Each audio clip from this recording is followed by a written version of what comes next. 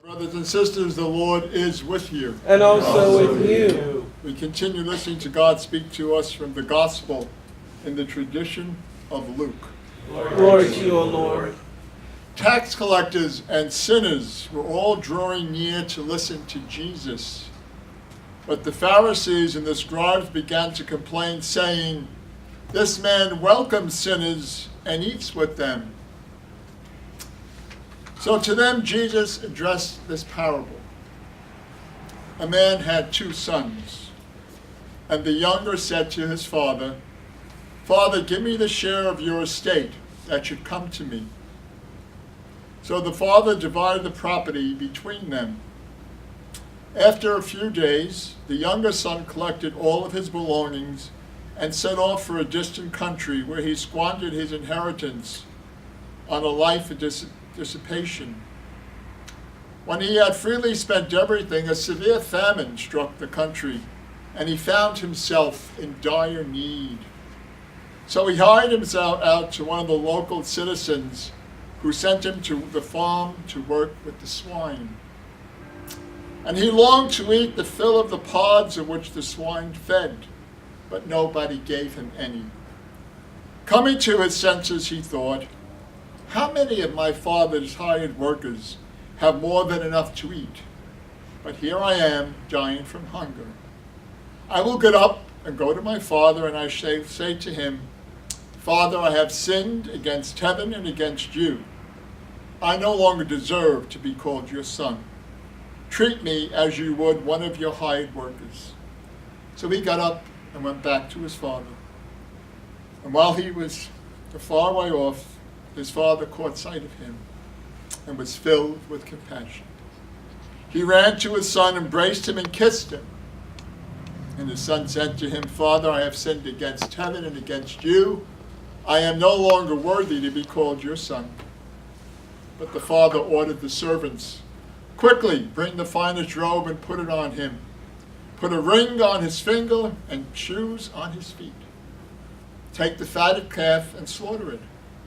Then let us celebrate with a feast, because the son of mine was dead and has now come back to life. He was lost and has been found.'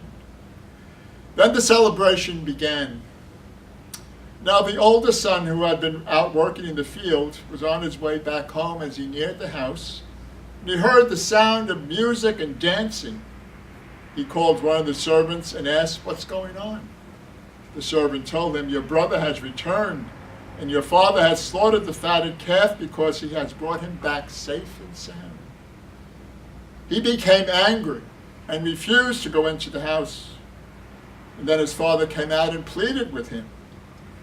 He said to his father in reply, 'Look, all these years I have served you, and not once have I disobeyed one of your orders. Yet you never gave me even a young goat to feast with my friends.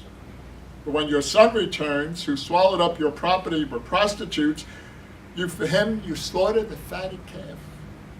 He said to him, 'My son, you are here with me always, and everything I have is yours. But now we must celebrate, because your brother was dead and has come back to life. He was lost and has been found.'" My brothers and sisters, this is the gospel, the good news of our salvation. Praise to you, Lord Jesus Christ. By the words of the gospel, may our sins be blotted out. Amen.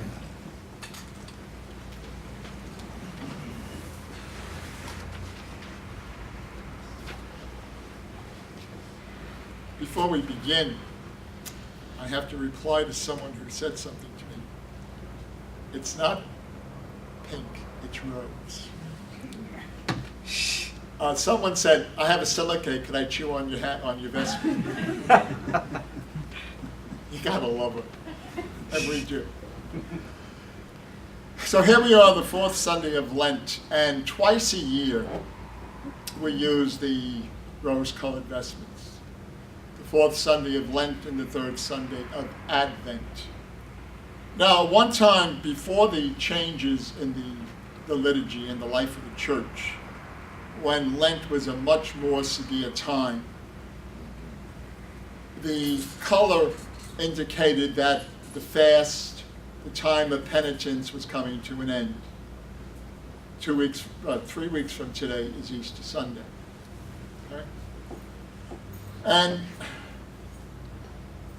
the manner of what we're asked to do during Lent now is basically contained in the bulletin with the insert that I gave you in regards to fasting and all these different suggestions as to how to fast. If we want to fast from food, that's fine, but that's not a requirement. What's required very simply is that we become closer to the presence of God in our lives each day. Right? We hear the story tonight of what's referred to as the prodigal son. The word prodigal, what does it mean? Any ideas? Father? It's like a spendthrift, one who is very, very loose with their belongings. Yeah, right. And, we really don't hear this word other than basically with this particular story that Jesus tells us. A person who's wasteful, really. And in the tradition of the time when Jesus taught this particular lesson, when there were two children, the oldest son got 2/3 of the inheritance. The youngest son got 1/3 of the inheritance. So basically what the youngest son is doing is he's telling his father in so many words, I wish you were dead because I want the inheritance. And the only way he would get the inheritance is when the father died. So he takes the money and he goes off and lives a life of non-virtuous living, from what we know. He squanders everything, and he comes up to a point in his life where this is crazy. Here I am among pagans, among the swine, the pigs. And as a Jew, this was unheard of, to work for a pagan. Much like today, someone saying that they were working for someone whose faith background might be a little dubious. And there's something wrong. I got to do something. So I'm going to go back and literally have my heart in my hands and tell my father, I'm sorry. I've done wrong. Don't even welcome me back into the family. Treat me as one of your workers, as a hired hand. And then the most important part, as far as I'm concerned, is the father sees him coming. And he goes out to greet him. Right? It's okay. You're home. Put your head on my shoulder and everything will be okay.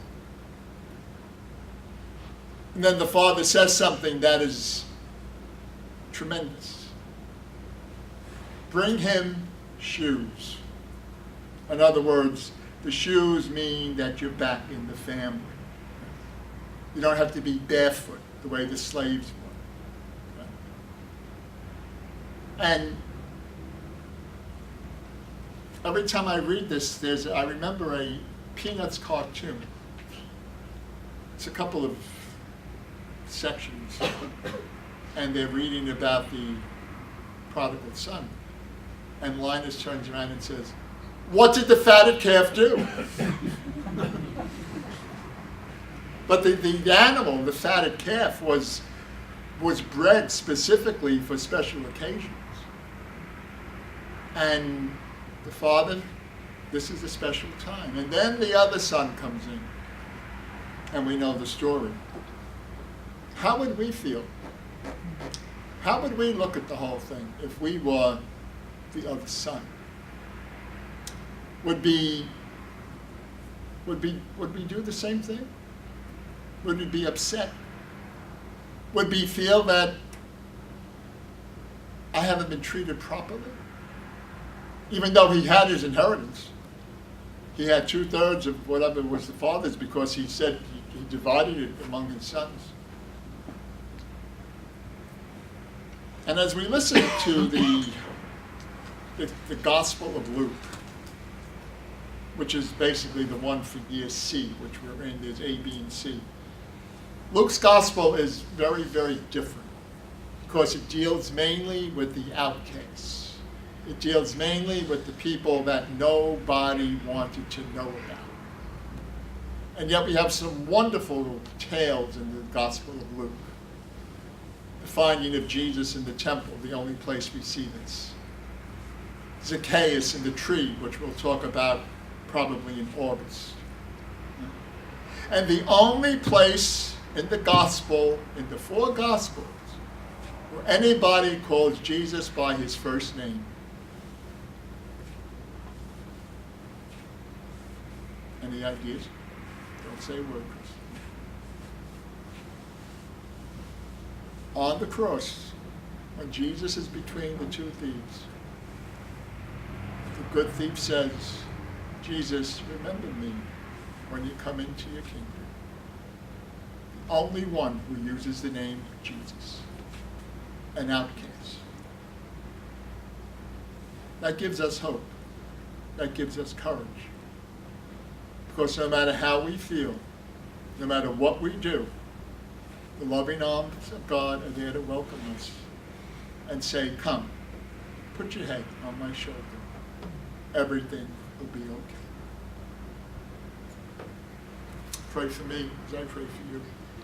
And may God bless us and keep us. May God's face shine upon us and give us peace, now and always. Amen.